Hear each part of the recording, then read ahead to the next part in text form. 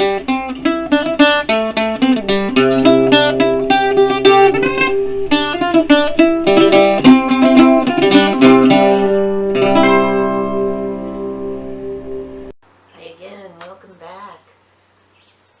I mentioned in a number of our other videos, we have quite a bit of area to grow our food in, which is wonderful.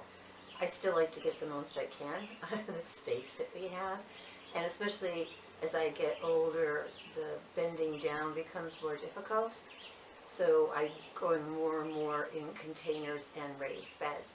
So there's a couple things that we have grown, and I would like to recommend for anyone who is in the same position or is growing in a small space, maybe on a balcony or in a small backyard. The first is a tomato. I first heard about it in the book Epic Tomatoes, written by, and I hope I pronounce it right, Craig LaHoulier. He was integral in developing this series of tomatoes that are full-size tomatoes that will grow on a dwarf-size plant. It's not kind of like when they graft full-size pear or peach trees onto dwarf tree or semi-dwarf tree stock, but that this actually grows this way. It's not grafted.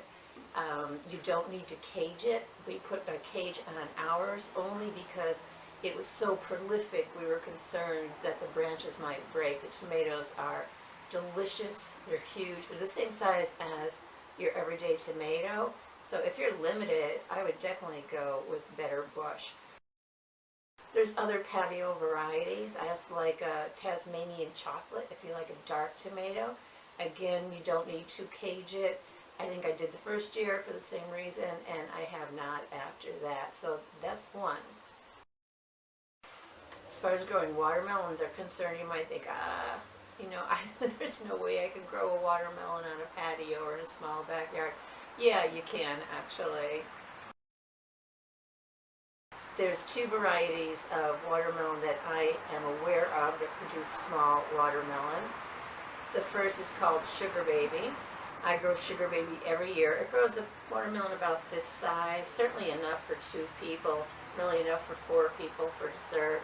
You get a couple of them on there. You can tell they're ripe pretty much the same way as any other watermelon. It starts to turn color. There's another watermelon, I believe it's an All-America Selection winner, AAS winner.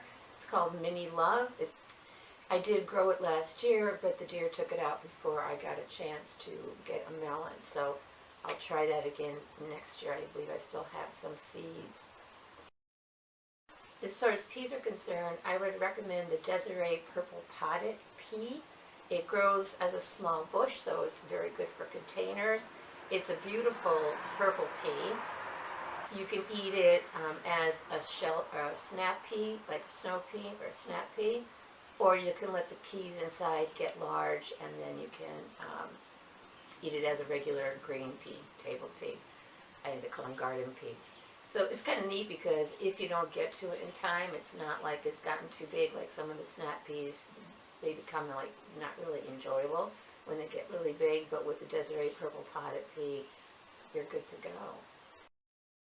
Sometimes people growing in a smaller gardening spot will avoid winter squashes because they are known to take up a lot of room. You can grow them vertically, and I will at some point have a video up about that and show you how. But if you want a pot, container-sized squash, you can go for butterbush. It's bred specifically, it's a butternut squash, but they only get little tiny ones.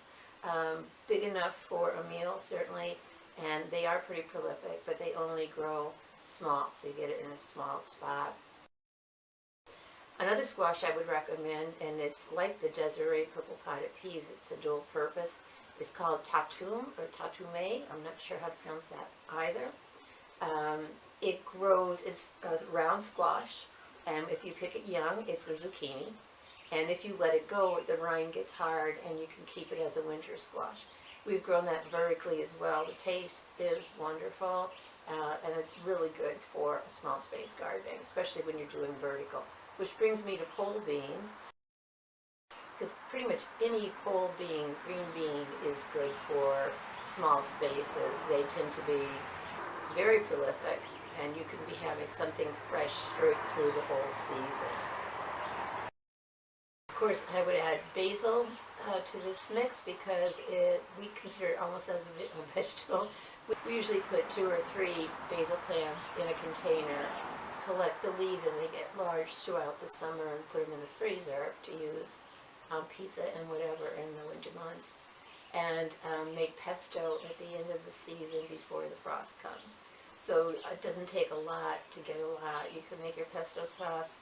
I'll link that YouTube video down here also. You can freeze pesto sauce in ice cube trays, and then you just pop them out and put them in a plastic bag, put them back in the freezer, and you've got pesto sauce for quite a long time. If you're growing for a large family, of course, grow more than one if you can, or grow them in maybe a long railing pot. This is a railing pot planter. It has room for the railing below. This one doesn't have anything in it right now. It was, up until recently, a fairy garden. We'll plant some small carrots or something in there for the rest of the season. There is one more that I would recommend. Not everybody likes it. It's called red Malabar spinach. It's not a true spinach. Some people think that if you eat it raw, it feels kind of gummy. We used it cooked, and I didn't have a problem with it. It's beautiful. It has red stems. It's really pretty. It grows as vines, so you would grow it up a trellis or something like that. You've seen the theme here. As much as you can grow vertically, the more you'll get from your area. But if you want spinach, and with spinach, you don't get a lot of spinach from the area, so if you can grow it vertically, I think you're much better off. I once took, it was a sinkful of spinach, and boiled it down to freeze it, and I ended up with, I think it was about 5 clumps about this big. So it doesn't go very far. It's great for salads.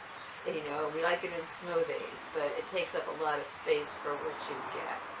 So those are my recommendations. If you have any plants that you have grown in a small space, or you find particularly suited to containers or to small space growing, please put it in the comments. We'd like to get as much information out to other gardeners as we possibly can. So thank you for watching the video.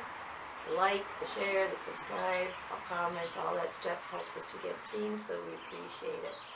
Happy gardening. Garden on.